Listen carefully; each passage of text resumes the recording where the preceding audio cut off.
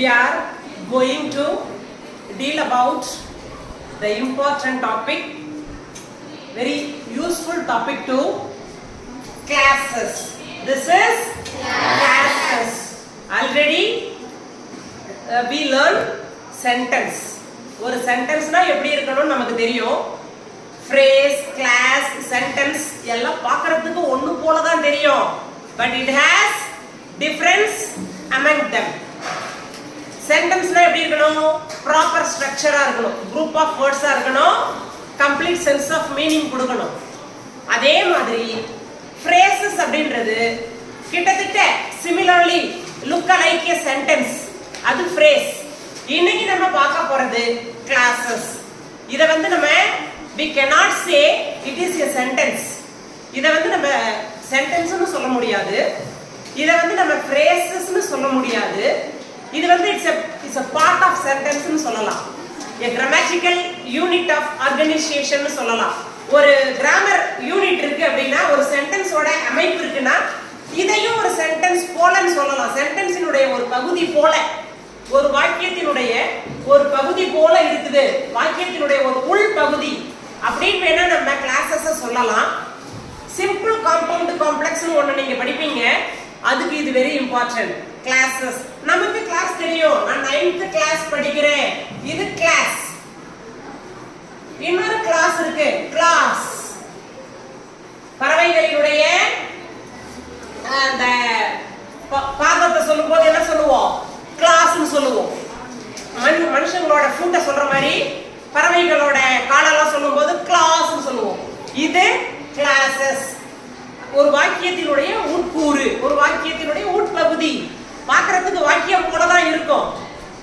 I enjoy reading, listening carefully. I enjoy reading. நான் படிக்கிறத ரொம்ப என்ஜாய் பண்ணிட்டு இருக்கேன். I enjoy reading. இது பார்க்கிறதுக்கு சென்டென்ஸ் மாதிரி, ஆனா சென்டென்ஸ் இல்ல. I barks. நாய் குரைக்கிறது. இந்த சென்டென்ஸ் முடியல. ஆக்சுவலா இது பார்க்க சென்டென்ஸ் மாதிரி தெரியும். The dog barks. பார்க்க சென்டென்ஸ் மாதிரி தெரியும், ஆனா இது சென்டென்ஸ் இல்ல. நாய் குரைக்குது, அவ்வளவுதான், முடிஞ்சிருச்சு. எங்க குரைக்குது, எப்போ குரைச்சது, ஏன் குரைச்சதுன்ற டீடைல் மீனிங் இல்ல. ஓகேவா? அதனால இதை முழுமை பெற்ற வாக்கியமாக சொல்ல முடியாது. So that is why it is called classes. Classesன்றது ஒண்ணும் இல்ல, group of words தான். சென்டென்ஸ்மே group of words தான். பல வார்த்தைகள் ஒண்ணா சேர்ந்தா எப்படி சென்டென்ஸோ, கிளாஸ்மே அப்படிதான். A group of words containing a subject and verb. சென்டென்ஸுக்கும் சப்ஜெக்ட் இருக்கணும், verb இருக்கணும். கிளாஸுக்கும் அதே மாதிரி தான். It has a subject and a verb. ஒரு சப்ஜெக்ட் இருக்கணும், ஒரு verb இருக்கணும். That functions as a part of a sentence. பார்க்கிறதுக்கு சென்டென்ஸ் மாதிரி இருக்கும். Classes can be independent. தனித்து செயல்பட முடியும். இதையே ஒரு வாக்கியமா நம்மளால வாக்கியம் போல சொல்ல முடியும். வாக்கியம் இல்லை என்றாலும் இதை வாக்கியம் போல் நம்மால் சொல்ல முடியும். The dog barks. The baby cries. குழந்தை அழுகிறது. அது ஆண் குழந்தையா பெண் குழந்தையா, ஏன் அழுகுது, எங்க அழுகுது, எதுவுமே இல்ல. The baby cries. பார்க்கிறதுக்கு இதுவே ஒரு சென்டென்ஸ் மாதிரி தான். The baby cries-னாலே உங்களுக்கு முழுமையாயிடுச்சு.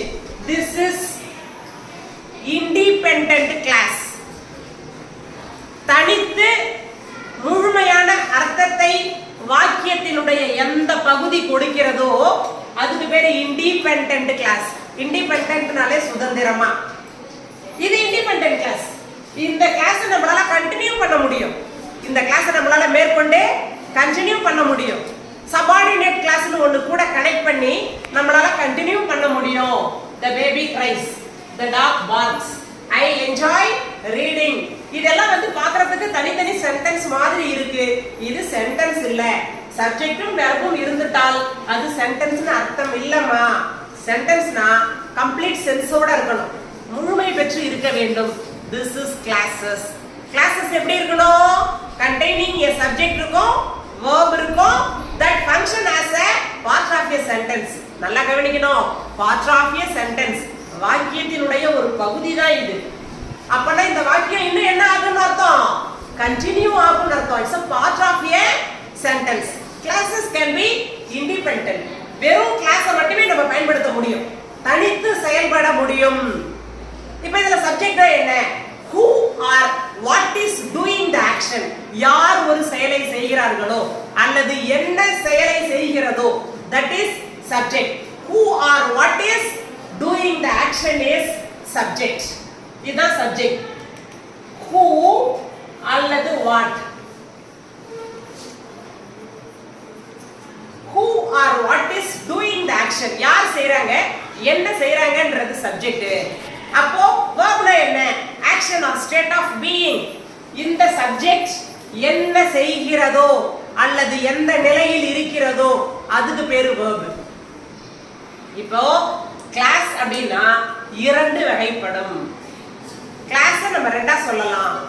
மெயின் கிளாஸ், சபார்டினேட் கிளாஸ் அல்லது independent class, dependent class. Independent class, dependent class.